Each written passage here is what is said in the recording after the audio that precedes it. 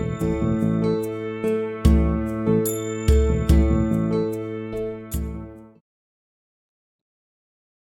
everyone, good morning.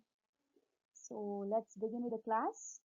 By now, we have seen that nervous system in animals controls and coordinates their body. It does that with the help of muscular system. But what about in plants? Plants do not have nervous system or muscular system, right? So, how are the movements coordinated in plants? So, students, in this lesson, we will study about coordination in plants. So students, in the very first slide, we will see about coordination in plants. Here, coordination in the plants are of two types. One is growth independent and growth dependent. So all the movements in the plants that we see in our daily life are either growth independent or growth dependent movements. So first let us see about growth independent movement. Here name itself says it is independent. That means the movement that is not at all related to the growth. So these kind of plants are categorized under growth independent movement. You might have seen touch me not plants. You have also touched that plant, right? So what happens to the plant? Did you notice that the leaves curl whenever you touch them? Yes. Do this movement is not growth related? Plant just responded the touch. So what happened exactly? When you touch the plant sensed that touch and responded accordingly. It means plant senses the external triggers.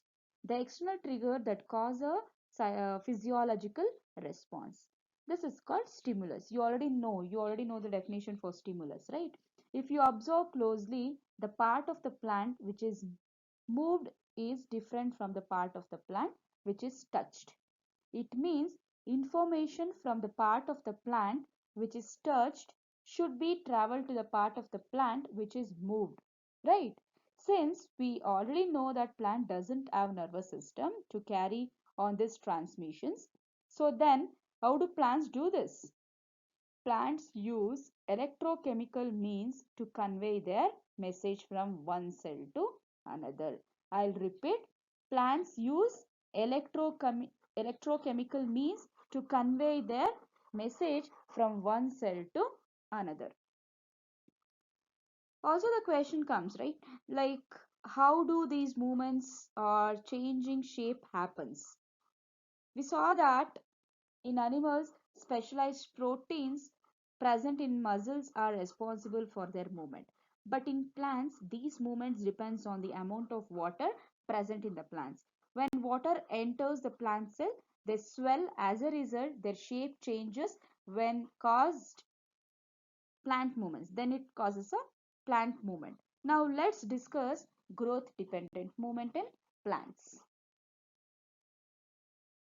Coming to the next slide, it is about growth dependent movement.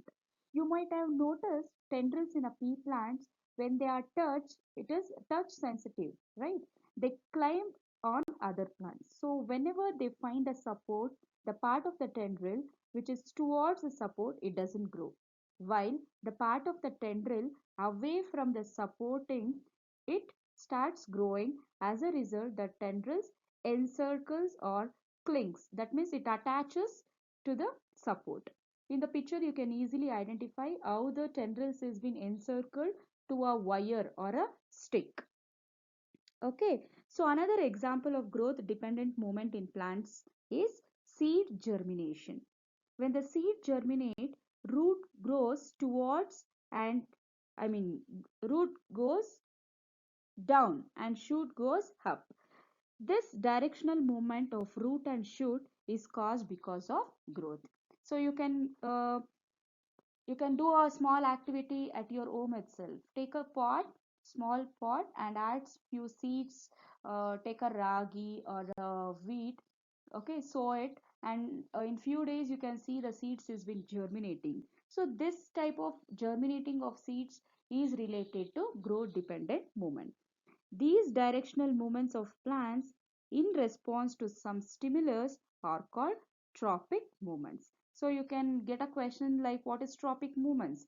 So the directional movements of a plants in response to some stimulus, in response to some trigger, are said to be tropic movements. We will see it in the next slide. Okay. Yeah, just now I said the definition for tropic movements. Here is it. These directional movements of plants in response to some stimulus are called tropic movements. Depending on the kind of stimulus, these tropic movements are of many kinds. For example, first is phototropic movements or phototropism, geotropic movements or geotropism, hydrotropic movements or hydrotropism, chemotropic movements or chemotropism. So these examples are based on or depend on the kind of stimulus. Okay, these movements are mentioned. We will see one by one in our upcoming slides. So here coming to photoelectric movements or phototropism, movements of the plant, it is towards or away from the light. Name itself says phototropic. Photo means light. So the movement of the plants, it is towards or away from the light. Let's understand this by an example. If you shine a bright light towards one side of a plant, the shoot of the plant grows towards the light, while root grows away from the light. So this is about phototropic movements or phototropism. Okay. Next we will see geotropic movements or geotropism. The next one is geotropic movements or geotropism. So what does definition says? Movement of the plants towards or away from a gravity. That is known as geotropic movements. Name itself says it is geotropic. Geo means earth. So it is something related to earth, that is gravity. Okay. Example, movement of a root is towards the gravity while the movement of the shoot is away from the gravity. In the picture you can easily make out. Okay. Next is hydrotropic movements or hydrotropism. So name itself says again, hydro means water.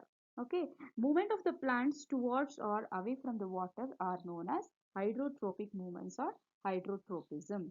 Example, root grows towards water. Wherever the water is present in the soil, so automatically the water attracts the root. The root starts growing towards the water. This is the example for hydrotropic movements or hydrotropism. Next, the last one is chemotropic movements or chemotropism. Again, name says chemo means chemical. That is chemical. It is towards a chemical or away from a chemical. Chemotropic movements or chemotropism. Movements of a plant towards or away from chemicals. Example, movement of a pollen tube towards ovule. As soon as the pollen grains falls on the stigma, so the pollen grains develops a pollen tube and it starts moving towards ovule. So that movement is said to be chemotropic movements because it is moving towards a chemical. So that is the reason we give this example for chemotropic movements. Fine. Understood? Yeah. Now the question arises, how does this information transmitted in the body of the plant? So as we know that this information is transmitted by electrical means or by chemical means, and as plants doesn't have nervous system, so there is no electrical means of communication in plants. So plants use chemical means of communication. Now this chemical means of communication is slow, but chemicals reach all the cells as opposed to electrical signals which reach all the, it reach only the cells which are connected by nervous tissue. In chemical means of communication, the stimulated cells secrete chemicals which are transmitted all around the plant body. These chemicals are called hormones. So here is a basic definition for hormones, that is chemical means of communication. The stimulated cells secrete chemicals which are transmitted all around the plant body. These chemicals are called hormones.